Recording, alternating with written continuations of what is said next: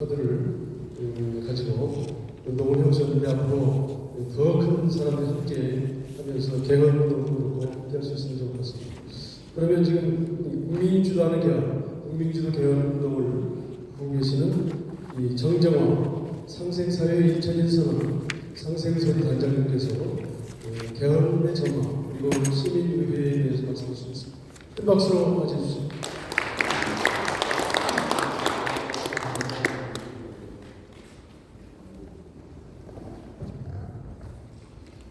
저는 상생사회 2000선언이라는 시민단체에서 상생의 소리 단장을 맡고 있는 정정화라고 합니다.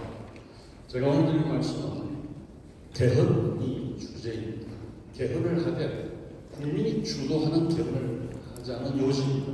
제가 발언의 요지는 옆에 드린 그 의물 속에 있는데 제가 주원무원하지 않기 위해서 발표한 요지를 중심으로 말씀을 드리면서 필요한 부분은 좀 구현 설명하는 방식으로 말을 하도록 하겠습니다.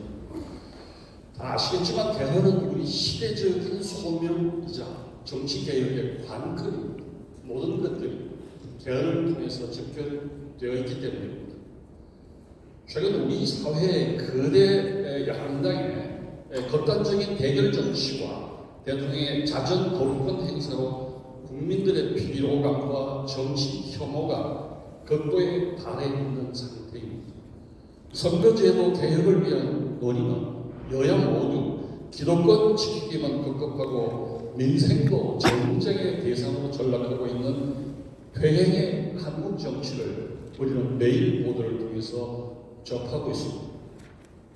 성자독식의 대결 다수결 민주제와 대왕적 대통령제의 폐해를 극복하고 훼손된 민주주의를 회복하기 위해서는 선거 제도를 바꾸고 헌법을 개정해야 한다는 국민적 여부는 그 어느 때보다도 절절해 보입니다.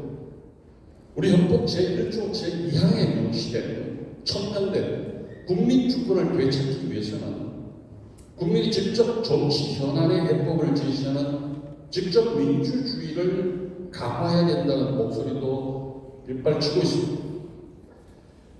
그런데 변화된 시대의 소망을 담아내지 못하고 있는 우리 87년 현행 헌법 체제는 오늘도 요지부동입니다. 1948년도에 대한민국 헌법이 제정된 이래 9차례 개헌이 이루어졌습니다.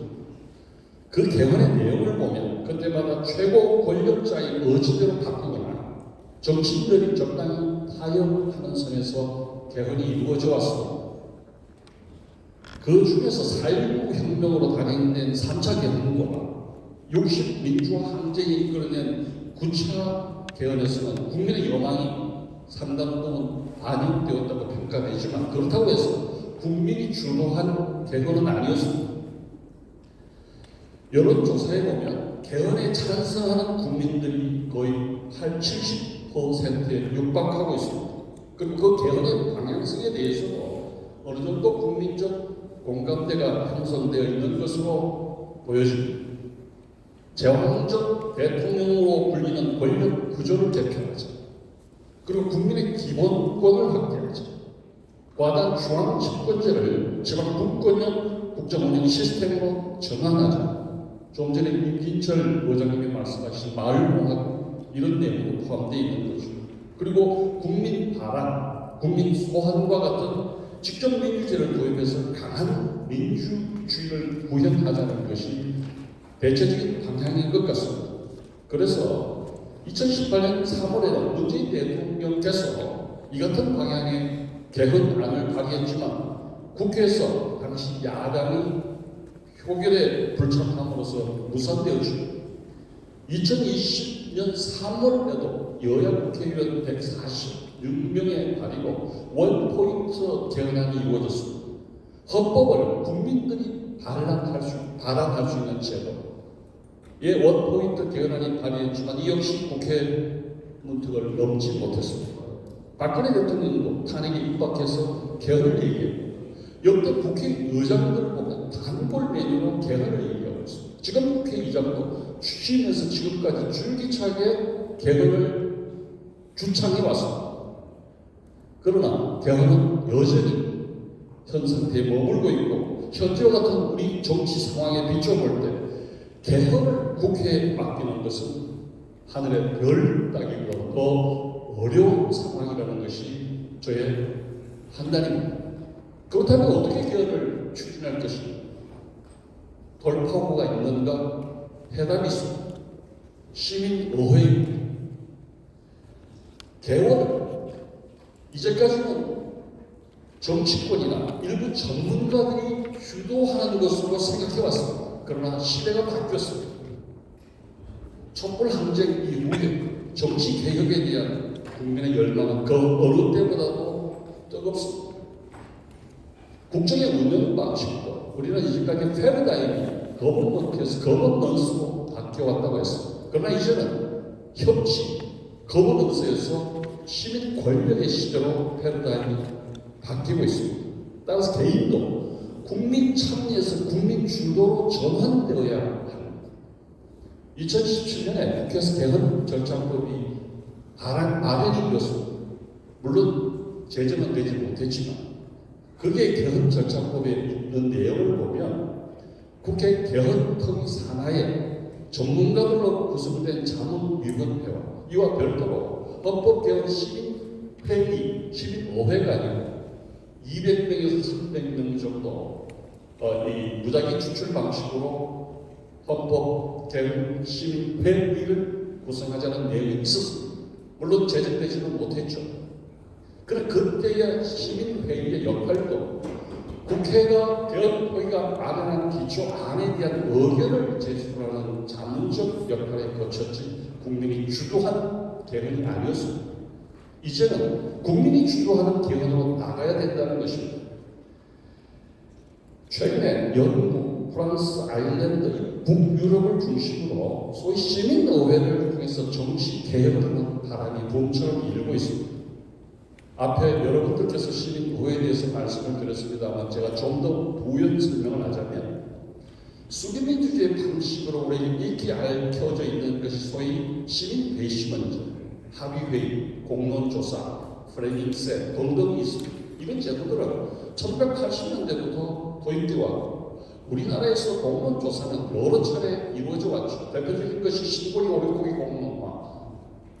공론화가 대표적으로 여러분들께서 잘 알고 있는 내용이실 텐데 그 중에 시민의회도 수기민주주의 방편이었습니다. 그러다가 이것이 본격적으로 도입된 것이 캐나다 브리티시 컬럼비아주에서 선거제도 시민의회를 2004년도에 시작한 것이 첫 사례였습니다. 이 시민의회라는 것이 그 이후에 2006년도에 캐나다 온타리오주 그리고 네덜란드에서 2006년도에 선거제도 개혁. 왜 이런 선거제도 개혁에 대해서 시민의회 방식을 하느냐면 아는 수기민주주의 방식 중에서도 이것이 입법사항인 경우 법으로 결정돼야 될 경우 또는 정치권이 이해 당사자인 사항에 대해서는 이해 당사자인 정치권이 해결할 수 없는 사항. 주로 선거제도 개혁을 시민의회 방식으로 해왔습니다. 또 하나는 개헌입니다. 개헌은 여러분들 잘 아시는 우리나라에서 잘 소개된 것은 아일랜드 2차 개헌이죠. 2018년도에 아일랜드는 80%가 캐톨릭 신자들 헌법의 낙태를 전면 금지하게 되었습니다. 시민의회를 구성해서 헌법에 규정된 낙태 금지를 조항을 수정했습니다. 시민의회가 개헌한 대표적인 사례를 알 수 있습니다. 그래서 우리도 개헌을 통해서 개헌을 시민의회를 통해서 하자는 것입니다. 따라서 이번 4.1 총선에서 각 정당과 후보들에게 저는 개헌을 위한 시민의회법 제정을 공약할 것을 촉구합니다. 해외 사례에서도 주로 총선을 앞두고 각 정당과 후보들에게 시민의회법 제정을 공약한 뒤에 시민의회에서 이 계획을 발족한 경우가 있습니다. 오늘 참석해 주신 우리 이래경 이사님께서도 백인 시민의회 입법 추진위원회를 하고 계신 걸로 알고 있습니다. 시민의회를 구성하기 위해서 법적 근거를 만들자는 것입니다. 이 개헌 시민의회를 구성하면 학습과 숙기를 통한 집단 지성으로 시민들에게, 국민들에게 대한민국의 새로운 미래 설계도를 맡기자는 것입니다. 여러분들께서 잘 아시겠지만 그러나 개헌은 블랙홀이라고 불릴 정도로 온갖 기득권과 이해관계가 정면 충돌하는 대격변의 장이기 때문에 저는 신중한 접근이 필요하다고 2018년 개헌 논의 과정에서 우리는 이 같은 혼돈을 목도한 바 있습니다. 기득권 문제를 들고 일부 보수 기독교에서 개헌 논의장을 난장으로 만든 것이 한두 번이 아니었죠. 따라서 저는 이번 개헌 논의에서는 보수 진보 진영을 막론하고 각 기관 단체에서 자신이 원하는 핵심 의제가 있습니다. 어떤 단체에서는 5.18 정신을 개헌에 넣는 것이 우리의 목표하는 단체들, 어떤 단체는 지방 분권, 균형 발전, 어떤 단체는 직접 민주주의, 어떤 단체는 기본권, 이 모든 조항을 미리 결정해 놓으면 이 출발조차 할 수 없습니다. 그래서 저는 진영을 나누고 각 기관 단체를 나누고 자신들이 원하는 핵심 의제를 내려놓고 장차 구성된 시민의회에서 국민적 합의를 도출할 수 있는 시민의회 법을 제정해서 이 시민의회에서 새로운 개헌안을 만들도록 역량을 집중해야 된다고 저는 생각합니다. 그러나 불행스럽게도 우리 국회에서 개헌을 위한 시민의회 구성을 받아들일 가능성은 저는 매우 낮다고 봅니다. 그렇다고 우리가 손을 놓고 기다릴 수는 없는 노릇이죠. 이 지점에서 저는 아일랜드 사례를 짚어볼 것을 제안하고 싶습니다. 아일랜드에서도 2008년에 전 세계적인 금융 위기가 있었죠. 아이슬란드의 아이슬란드에 찾아온 위기를 극복하기 위해서 국민들이 개헌하자는 요구가 있었습니다. 그런데 2009년도에 시민단체가 연대해서 시민의회를 발족해서 개헌 논의를 추진했습니다. 그러자 1년 뒤에 아이슬란드 의회가 이 같은 시민사회의 압박에 헌법회의라는 단체를 만드는 법률을 제정합니다. 그래서 2차 시민의회가 발족하게 되었습니다. 따라서 우리도 총선 이후에 시민사회에서 자발적으로 시민의회를 구성해 운영할 수 있는 방안이 필요하다고 생각합니다. 어떻게 할 것이냐? 저는 이 개헌을 시민의회를 하려면 100만인 서명운동과 함께 100억 원 모금운동이 필요하다고 합니다. 왜냐하면 시민의회 구성은 상당히 많은 예산이 들어요. 이것은 복지자들이 수천만 원 내는 그런 모금이 아니고 100만 명 모금에 1인당 1만 원씩 100만 명을 모집합니다. 그 기금을 통해서 시민의회를 운영할 수 있다고 봅니다. 따라서 이를 위해서는 이 시민의회는 보수와 진보를 막론하고 개헌을 통해 정치 개혁을 하겠다는 모든 국민이 함께해야만 성공할 수 있습니다. 오늘처럼 진보 진영의 인사들만 모이는 자리로서는 절대로 개헌할 수 없다고 보수 진영과 함께 논의해야 된다고. 그래서 이 상생사회 인천 선언에서는 보수 진영의 인사들과도 만나서 이 시민의회 구성에 대해서 논의하려고 진보 진영이 주도하는 개헌 논의 시민의회 구성으로서는 저는 또 다른 찻잔속의 태풍으로 머물 수밖에 없다고 생각하기 때문에 저는 총선 이후에 본격적인 모금운동과 함께 시민의회 아카데미 운영할 것을 제안합니다. 왜냐하면 우리 국민들이 시민의회에 대해서 상당히 무지합니다. 캐나다, 영국 이런 외국의 사례를 보더라도 시민의회에서 제안한 안은 결과는 국민투표에서 결정해야 됩니다. 근데 국민들이 시민의회 내용에 대해서 잘 모르게 됩니다. 지금 외국의 선거개혁 제도가 시민의회를 거치면서도 모두 실패했습니다. 실패한 이후에 첫 번째 원인은 물론 정치권들이 이 시민의회에 대해서 상당히 부정적인 반응을 갖고 있고 특히 보수 주류 권력에서 강력하게 반대하고 있습니다. 또 하나는 국민투표에서 부결됩니다. 물론 국민투표의 찬성률이 60% 이상했던 것도 조금 문제는 있다고 전반적으로. 그래서 우리 시민의회가 들었으면 아마 정치권과 보수 언론에서 집중적인 공격이 있을 거라고. 어디서 예시를 할 수 있냐고 보면 우리나라에서 시민단체들이 영향력이 가장 절정에 달했던 것이 2000년도였습니다. 그러다 2000년도 기점으로 우리 시민단체 영향이 급강하게 그때 어떤 일이 있었죠? 시민단체가 연대해서 낙선운동을 벌였습니다. 그 70%가 낙천대가 떨어졌습니다. 그 당시에 제가 그 당시에 한국일보 기자로 NGO 면을 만들었습니다. 3개 면을 만들어야 돼요. NGO가 한마디 얘기하면 그냥 대선해주는 시대였어요. 그런데 언론에도 이 NGO 영향이 너무 커진 거예요. 그때부터 언론이 NGO를 비판하기 시작했어요. 대표적인 것이 시민 없는 시민운동, 백화점식 시민운동, 전문가용 시민운동, 정치권도 나서서 공격하기 시작했습니다.